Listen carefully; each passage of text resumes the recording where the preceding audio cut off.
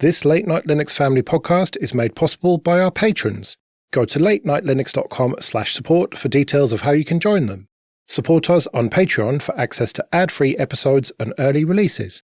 That's latenightlinux.com/support. Hello, and welcome to episode 106 of Linux After Dark. I'm Joe. I'm Chris. I'm Gary. I'm May. And I'm Florian. Welcome back all, and welcome back, Florian. It's great to have you back. Yeah, it's been a minute. Yeah, it's been just over a year, I think. So I thought it was time to get you back to talk about accessibility in computers in general and hopefully in Linux. Sounds like an interesting undertaking.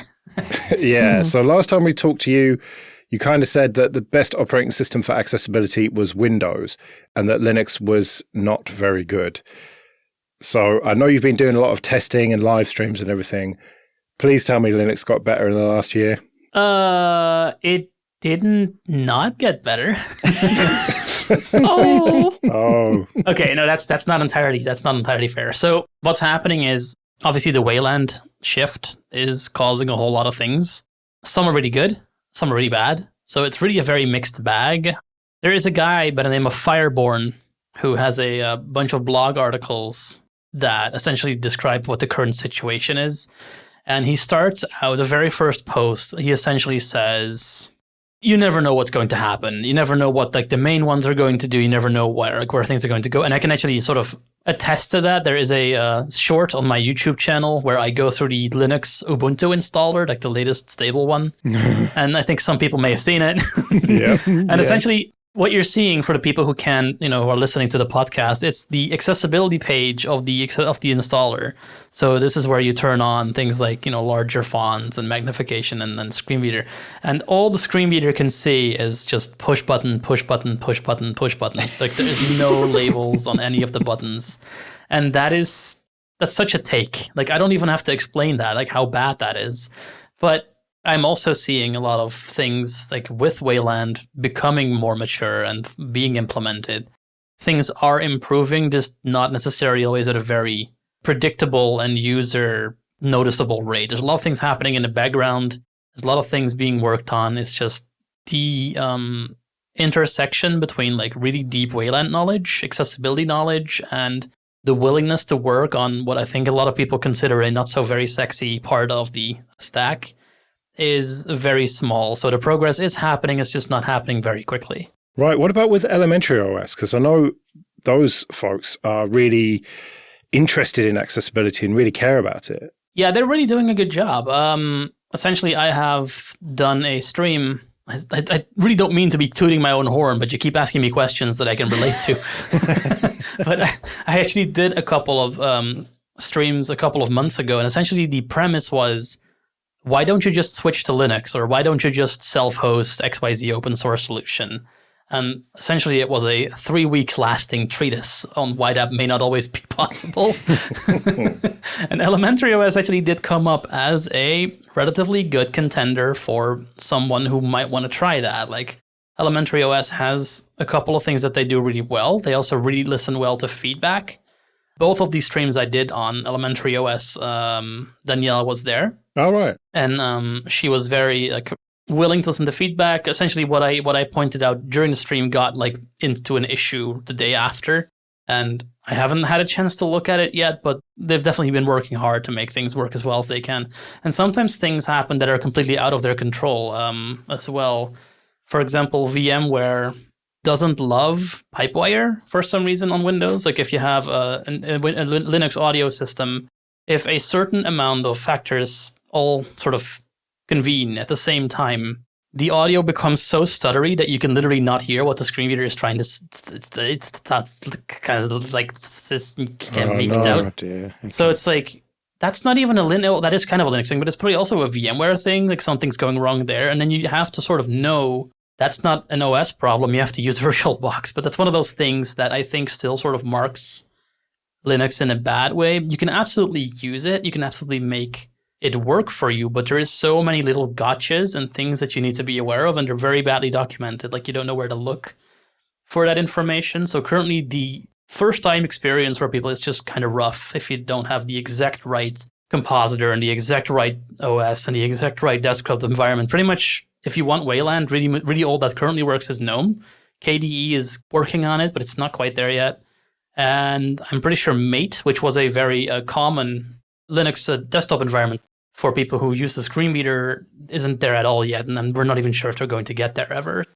So how did Danielle come to be at the stream? Were you approached and she said, could I come along to your next stream? Or how did that come about? I think the answer is I hooked it up, didn't I? Yeah, you did. You did. Like at the end of the last podcast, you told me about this person that was doing this elementary thing. And I forget if you hooked us up or if I reached out to them saying, hey, I'm going to do a stream on you guys. You might want to be aware of that. And then, Danielle was very, very happy to essentially join a stream and be in chat. And the first time we actually had an issue where everything was dog slow because I had like this weird thing in Windows where if you have Hyper-V and a virtual machine on VMware running at the same time, it'll work, but it'll work as slow as, well, anything that's very slow. And that just meant that the booting time of the OS of the live system was like 15 minutes or something weird like that. So we're like, why isn't it going faster? And it took us like half the stream to figure that out. But that was very much me starting up the non-gaming side of all the things that I do. So it was very much new for me as well. I've since redone Elementary and it was a lot better the second time around. So yeah, it's a lot of fun. It's Orca in the sense that the screen reader is called Orca and it works. It certainly does work. Again, with the occasional moment where like it's not quite working the same as it would another screen reader, sometimes for the better, sometimes for the worse. And finding, good documentation, finding good learning materials is half the battle, and then finding the exact right confabulation, as it were, of components. Like I said, the desktop environment, the Wayland, the OS itself is the other half of it. And then the tricky bit with users currently is that even when you find all that and you sort of put it all together, the trust currently isn't there because, we've essentially been ignored for 20 years. That'll do something to you. But there's a lot of people working really hard. Like I've seen it on the r/Linux Reddit subreddit. I've seen a couple things zip by. And people are really trying. It's a lot of work. It's a lot of thankless work because people are mad. Essentially, like, okay, now you're suddenly coming out of the woodwork. Where were you 20 years ago? It's sort of that sentiment is what we see a lot, which is a shame because obviously the people who are working on it now may not even have been there then. But there's a lot of pushback happening. Not even like to be mean or anything. It's just there's all this frustration, all this righteous anger that has nowhere to go. So, well, I remember last time we talked about this, I asked you, like, as a blind user, what do you want the Linux community to do? And the kind of too long didn't read of that was some effort is better than no effort. Yeah, absolutely. Mm-hmm. And so that seems a bit, I don't know, that's not ideal, is it? If there's people making an effort and then people are like, well, where were you 20 years ago? That seems like it's not going to endear people to the cause. It's not. No, it's a very tricky situation because obviously there was a whole thing last year about this as well when I think Fedora. There was an article, I think, that said like Fedora has been shipping without a working screen reader for 10 years. It became this whole entire thing on Mastodon and other communities for a while. And there was a big, I believe a big influencer at the time sort of stoked the fire and it became this whole entire thing.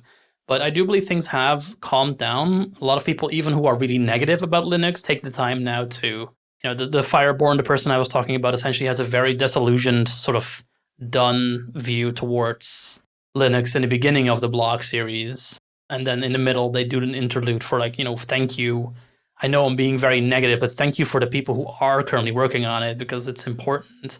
And their last words are essentially, I think they've stopped the series for a while. The last thing was in June this year.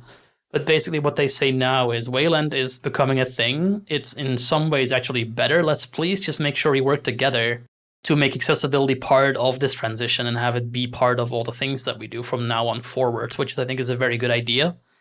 I think everyone who has the skills, who has the knowledge to essentially contribute to this effort would be very welcome at this point because honestly, they can use all the help they can get. And just Linux being an actual viable option for a lot of people would I think actually be really good. Yeah, especially with this end of Windows 10 situation. Yes, exactly. Yeah, like I said, Elementary OS I think is a very good stepping stone into the Linux world if that's where you want to go with that. It's an easy UI. It's very your stuff that's all sort of there are sort of all your necessities, a calendar and your clock and your web browser. They're all sort of easy to reach, very similar to like a home screen, as it were. So you can just sort of find your thing, press it, and then use it. So there's not as huge as a learning curve. Like you don't toss people on Arch Linux and laugh. That's not really what's happening. And I think Elementary OS is great to try Linux out on like a machine that no longer runs Windows 11 or just is an old laptop that you have that's just kicking around the gathering dust. Yeah, although we learned recently that if you're in the European Economic Area, you're going to get an extra year of updates for Windows 10, which thanks to Brexit benefits, we don't get. Yeah, that's an interesting one. It does strike me, Florian, that when you think about the Ubuntu installer, it's about positioning.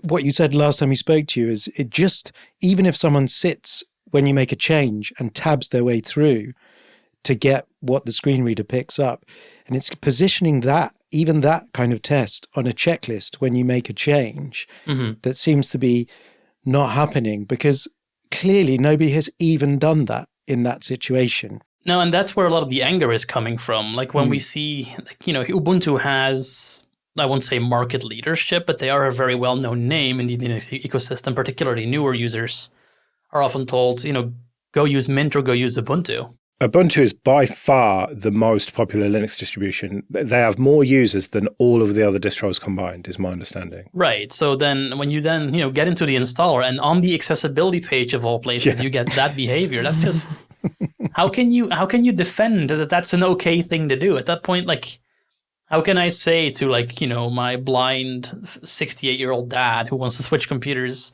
here, it works, listen, it says push button. That's what you wanted, right?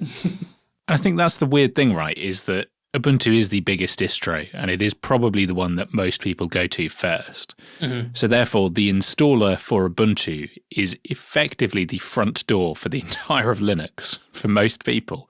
And it looks really amateurish, doesn't it? It's bad. Yeah, what I'm understanding from what I've heard is that it's using, what was it, Dart? Flutter. Yeah, Flutter behind the scenes.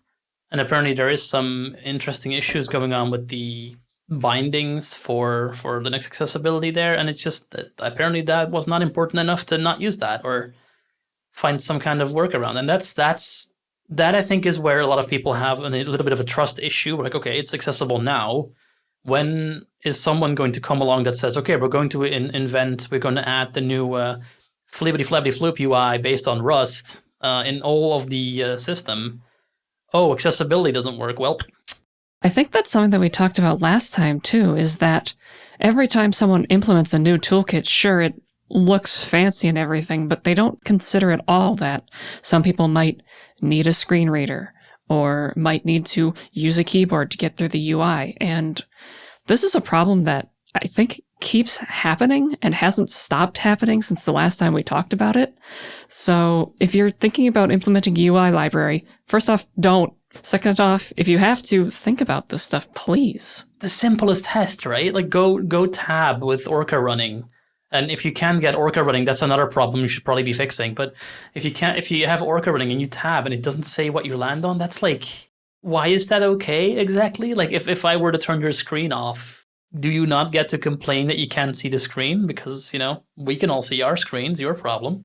Well, last time you talked about the importance of building in accessibility from the beginning. Yep. Like you can't just bolt that stuff on. You need to, if you are going to write a new UI toolkit, then accessibility has to be part of that from the start. Yeah, and in this case, Flutter, what they've done here is they've picked a toolkit that worked for, I'm guessing, an arbitrary set of checklist items that they had. Accessibility not being among them is what I'm guessing. And that is also a choice that, influences accessibility. Like it's either if you build the toolkit, put the accessibility in the toolkit, but also if you decide to use a toolkit of some kind, if you have to procure some kind of tool and you put it in your code base, be it like an open source library, a third-party paid product, that's now something that you're responsible for putting in there. Like you have decided that was okay to put in there. So if you then base an entire UI, like design library on that, and then later on it turns out that it isn't accessible, one, you have a huge amount of mess to fix at this point, and two, you could have prevented this if you just added this to the research. And I think the tricky bit is that accessibility is not a new thing. Like, we've had disabled people for millennia. We've had accessibility standards for decades. Why does this keep like being put on the back burner? I wonder. Like, why is it so hard for people to realize that, hey, there's this subset of people that we should probably not be alienating? We're about 6 months from a new LTS of Ubuntu as well. So, interim releases are a good test bed, but a lot of people will gravitate towards the LTS.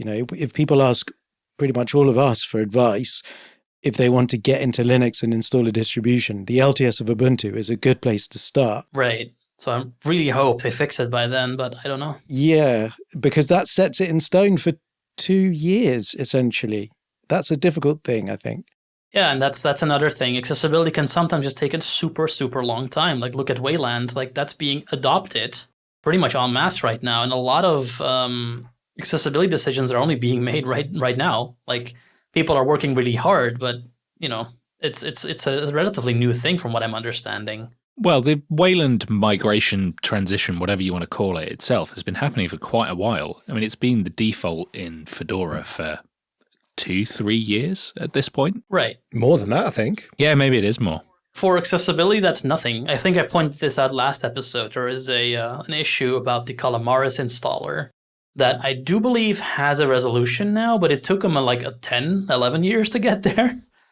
And in the meantime, people are trying to use it and can't. People might have to use this for work and get fired because they can't. They might be using it for their studies, like maybe some school laptops have Linux on it. A man can dream.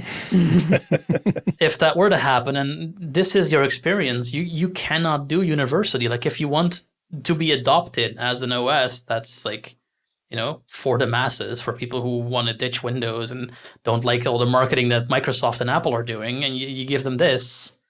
Like, how can you stand there and defend that that's a good idea? Like, essentially my whole, like I said, the streams I was doing was the whole switch to Linux crowd. I'd love to. I can't. Like, it's just not reliable enough for me to do that. Have you tried Chrome OS? I have. It's actually quite good. Right. All right. But it's not real Linux, Joe, is it? It's not real Linux. The pitchforks are being sharpened and raised. Well, it's not going to be even Linux at all. Well, unless you count Android as Linux, because it is moving over to Android. Actually, Google did a relatively good job there, because of Chrome OS used to be this. Before Chrome OS happened, we had some Google screen reader, Chromevox, that's what it was, Chromevox. And you could put that in your browser, in your Chrome browser. And that was a thing, I believe, before Chrome OS happened. And then when Chrome OS happened, that was just migrated over. And it worked relatively well for what it did. I have no idea what's happening when they merge Android in. Android has a screen reader, but I don't know how that would work from my laptop's perspective. But yeah, Chrome OS was excellent, in a sense that it actually worked pretty well. I used it for a while during the pandemic when I was curious. Right. It seems to me there is something of a pattern here, isn't there, where with the Calamares bug or anything else, you might start to feel like you've hit a groove and you think, oh, I know where I am. There's iterations happening here. There's improvements. And then someone with their eye on another area will just make some sweeping changes and say, this is optimized X, Y, and Z. Like, oh no, you have just killed like 3 or 4 point releases worth of progressions in accessibility. The scariest words that we see in like app updates are newly designed interface, because we already know someone fucked up somewhere. Although you did make the point last time that if it's just kind of colors and stuff that have changed, then that doesn't really matter to a screen reader. It's like if the position of stuff has moved, that's where the problems come. Right. It's like for a screen reader, outright visual changes don't really matter, but what usually happens, particularly in apps on phones, when it says redesigned interface, usually that means we just essentially deleted the entire UI and started from scratch. Mm. Like we put a new library in, or we put a new like fancy material design, or what is it now, a liquid glass thing in, and now it's looking better. And these are all under the hood also completely different components. And at that point, yes, it does matter. We might see anything from buttons no longer having labels to the screen reader not even seeing there's any UI at all. This happens sometimes in UI toolkits that have no bindings with the OS-specific accessibility APIs. Looking at you, Rust, again, a lot of cross-platform UIs coming from that side of the internet are just entirely inaccessible from start. I saw that you recently posted about video editing as a blind user, I saw a quite funny, if you want to call it that, reply to you saying, why on earth would a blind person want to create video? I saw that, yeah. Yeah. I mean, I would have said something like, well, Beethoven was deaf, but, It's an interesting one because, yeah, like that's another interesting misconception that people have. Like, blind people only make content for blind people. Yeah. And therefore they don't need to have a video component to it. I mean, I'm a streamer on Twitch. I'm on YouTube. I don't just make podcasts and stick them on iTunes. Like I demonstrate a lot of visual things, either in my gaming or in my non-gaming stuff, because I want people to see what I'm talking about. Like that, it's not just that I'm making it for like my 5 blind friends that just want to listen to it. What I'm trying to do is educate blind folks, sure, because I am masochistic enough to go digging into these things and figuring things out that other people, don't have the time for very rightly. And what I'm also doing is I'm pointing out, this is how bad this currently is. This really should be better. Developer, take notice. So how is video editing then? Bad. Right. There's a couple of things, notably on Apple, for amusingly. I have a couple of people who have had some success with iMovie, both on iOS and on Mac, which is, from what I saw, relatively doable. Obviously, a lot of video editing, the tricky bit for a generally fully blind video editor is that you don't have a reference point to look at. Like, you don't know what you're supposed to be working towards. So you need to do a lot of research and like textual descriptions of this is why you want to transition. This is what lighting does. This is how, camera angles influence the image that you're looking at. And even if you know all that, it's essentially the CSS problem. You don't know if what you're changing is actually making the difference you want it to make. So the purely visual side of video editing is difficult because, well, for one, you don't know where you're going, and you also can't see what you're doing. But there's a lot more to video editing than just that. Like, you might want to trim things out. You might want to put little videos over top of other videos. You might want to put subtitles in. There's a lot of things you can do that are logically sort of founded in a sense that you can theorize what's meant to happen and then act on that theory. And if you do that often enough, practice makes perfect. And at that point, all you need is a accessible video editor. Actually, what a lot of blind people do is they take Reaper or Ableton, which are audio editors, which has some limited video support as well, and they use that as a video editor, which, if you don't want to do too much to the visuals, works if you have an okay way of rendering it out afterwards. But yeah, it's a bit of a mess. I'm still sort of neck deep in that rabbit hole, so I have everything I need to actually do that stream. That's why it hasn't happened yet. But there's a lot of research I need to do for it. Because you do have a background in development, right? So have you considered just scripting FFmpeg to do that stuff? I have, and I decided that I have other things to do in life. Okay, fair enough. Fair. That's a thing you can do. I think there is a tool, I think it's called Lossless Copy or Lossless Cut.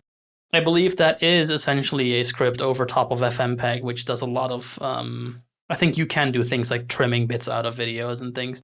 But I think expecting someone who is, expecting something like iMovie to, dive in a terminal and do a bunch of FFmpeg is a bit much of an ask. Yeah, fair enough.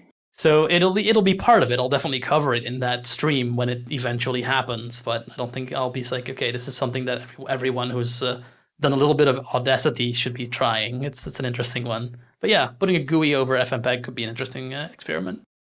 Well, you've mentioned your streams a fair bit. So what do you want to plug before we wrap this up? Where should people come and watch your streams and videos and all that?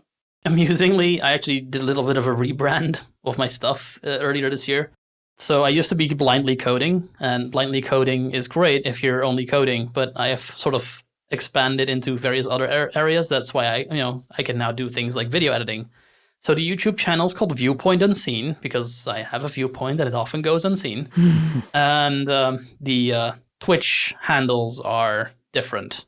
If someone likes to do the video game things, I guess we'll put a link in the description in the show notes. If the Twitch people want to see the more techie things, which are sort of more in line with this podcast, that would be the Twitch handle IC_null because, well, I don't think I have to explain that one.